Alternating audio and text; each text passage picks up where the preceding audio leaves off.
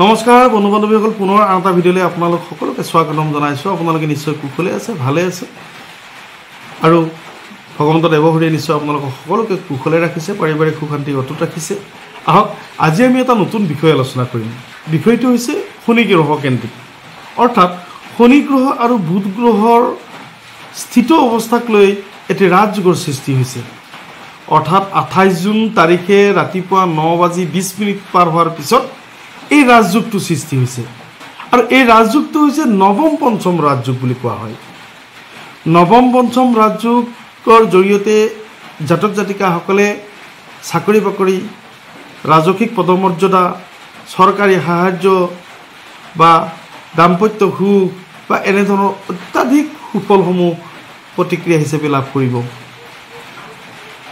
নৱম পঞ্চম ৰাজযোগৰ জৰিয়তে অৰ্থাৎ শনি গ্ৰহ বৰ্তমান সময়ত শনি গ্ৰহ অৱস্থান গ্ৰহণ কৰি আছে মীন ৰাশিত আৰু বুধ গ্ৰহ অৱস্থান গ্ৰহণ কৰিছে সিংহ ৰাশিত।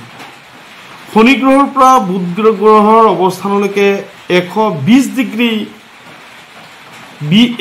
ডিগ্ৰীত অৱস্থান গ্ৰহণ কৰিছে শনি গ্ৰহৰ পৰা বুধ গ্ৰহই।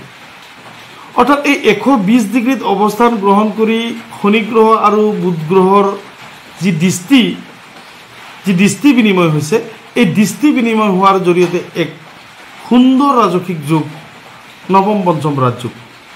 আৰু এই নৱম পঞ্চম ৰাজযোগত বিশেষকৈ ৰাজনৈতিক বিষয়াসকলৰ বা ৰাজনৈতিক নেতাসকলৰ বা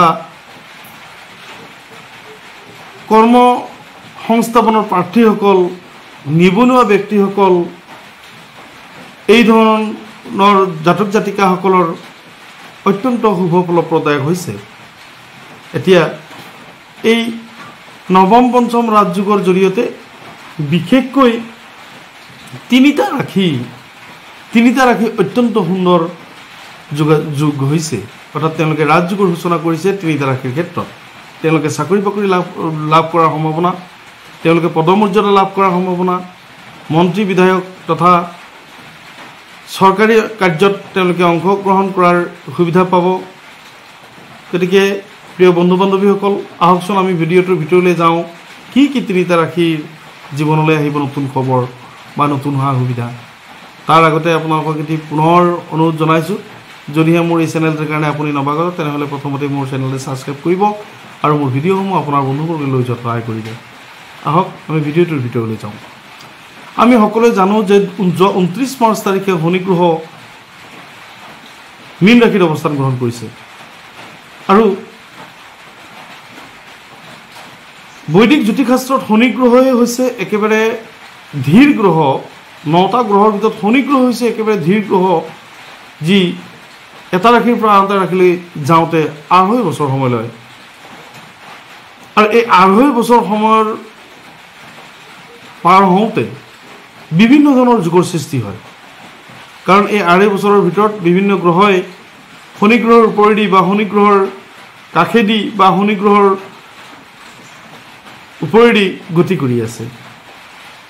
গতিকে শনিয়ে এই 30 বছৰৰ পিছত এটি সুন্দৰ ৰাজযোগৰ সৃষ্টি কৰিছে, সেইটো হৈছে নৱম পঞ্চম ৰাজযোগ।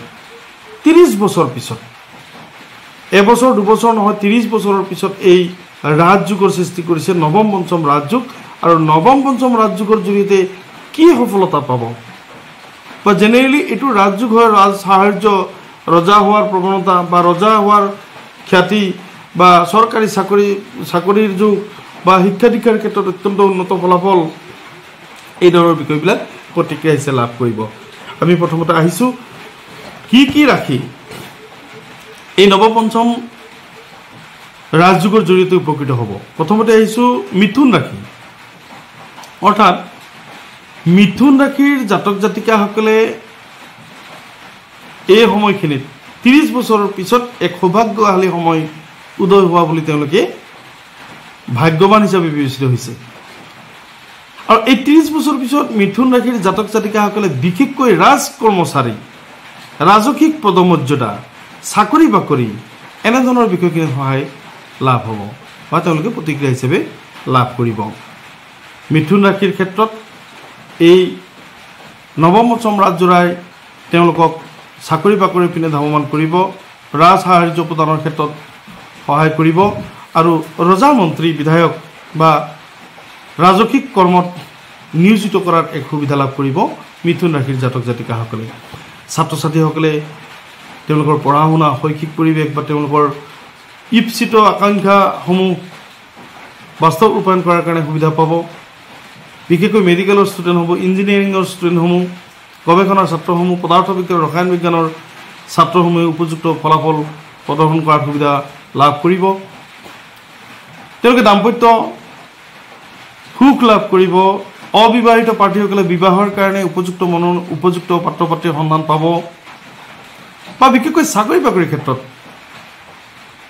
প্ৰতিৰক্ষা বিভাগ, আইন আদালত, ডিচি কোৰ্ট বা ইঞ্জিনিয়াৰিং বিভাগ, PWD, জনস্বাস্থ্য কাৰিকৰী বিভাগ, এই ধৰণৰ বিভাগসমূহত তেওঁলোকে চাকৰি পাব। মণ্ডলৰ চাকৰি লাভ কৰিব, কেৰাণীৰ চাকৰি পাব, শিক্ষকতা বা অধ্যাপকৰ চাকৰি, এই ধৰণৰ চাকৰিত তেওঁলোকে মকলল কৰিলে সুবিধা পাব মিথুন ৰাশিৰ জাতক জাতিকাসকলে।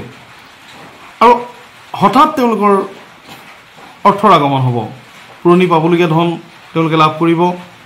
আৰু যিসকল লোক মাটি বাৰীৰ লগত জড়িত, মাটি বাৰীৰ লগত জড়িত হৈ থকা ব্যক্তিসকলে প্ৰচুৰ লাভান্বিত হ'ব। বিশেষকৈ মাটিৰ দালালি কৰা ব্যক্তিসকল বা মাটি কিনা বেচাৰ লগত জড়িত হৈ থকা ব্যক্তিসকল, SDCৰ কৰ্মচাৰীসকল, DC কোৰ্টৰ কৰ্মচাৰীসকল, তেওঁলোকৰ পদোন্নতি হোৱাৰ সুবিধা থাকিব বা তেওঁলোকে অত্যাধিক সা সন্মান, অত্যাধিক টকা পইচা উপাৰ্জন, এই ধৰণৰ কথাবিলাকত তেওঁলোকে মন দিব বা তেওঁলোকৰ উচ্চ প্ৰতিক্ৰিয়া লাভ কৰিব। আমি দ্বিতীয় ভাগ্যশালী ৰাশিটোলৈ আহিছোঁ সিংহ ৰাশি।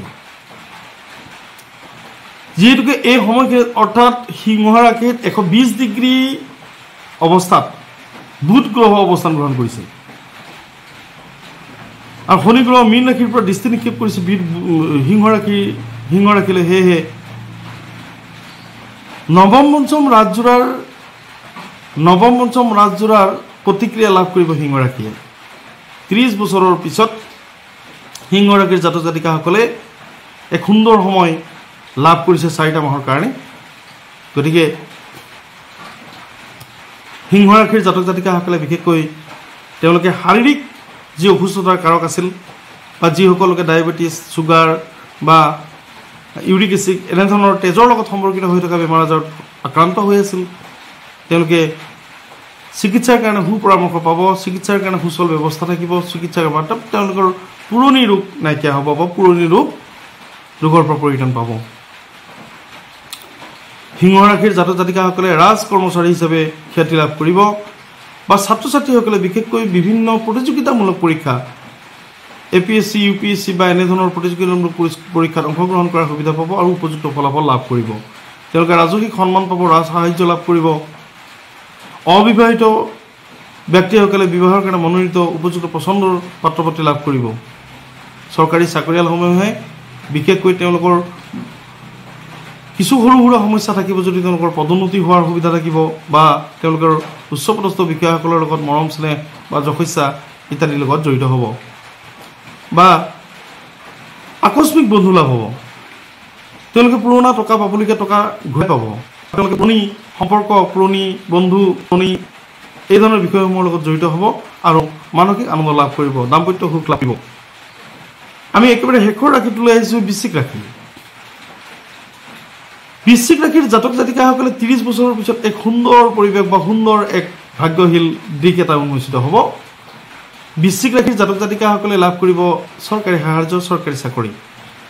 নৱম পঞ্চম ৰাজযোগৰ জৰিয়তে বৃশ্চিক ৰাশিৰ জাতক জাতিকাসকলে বিশেষকৈ গড়কাপ্তানি বিভাগ বা কৃষি বিভাগ, গ্ৰাম সেৱকৰ চাকৰি, DC কোৰ্টৰ চাকৰি, মণ্ডলৰ চাকৰি, SDC অফিচৰ চাকৰি বা মাটি বাৰীৰ লগত জড়িত হৈ থকা ব্যক্তিসকল, কিনা বেচাৰ লগত জড়িত হৈ থকা ব্যক্তিসকলৰ প্ৰচুৰ ধনাগম হ'ব।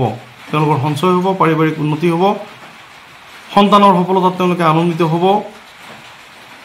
আৰু নতুন ঠাইত ঘৰ দুৱাৰ কৰাৰ সুবিধা পাব, যান বাহন ক্ৰয় কৰাৰ সুবিধা পাব। বৃশ্চিক ৰাশিৰ জাতক জাতিকা, বিশেষকৈ বৃশ্চিক ৰাশিৰ ছাত্ৰ ছাত্ৰীসকলে অত্যন্ত সুন্দৰ ফলাফলৰ যোগেদি নিজক প্ৰতিষ্ঠা কৰাৰ সুবিধা পাব।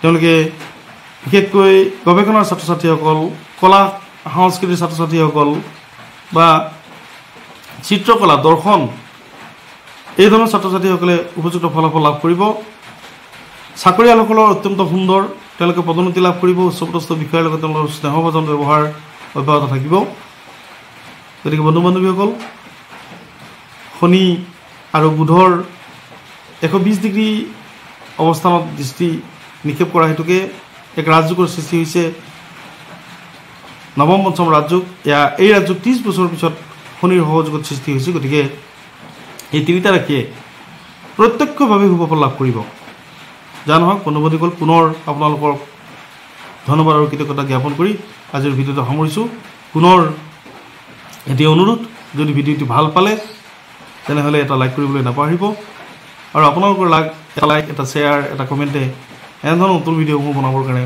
অধিক উৎসাহিত কৰে কমেণ্টত লিখিবলৈ নাপাহৰিব ওম নমঃ শিৱায় ধন্যবাদ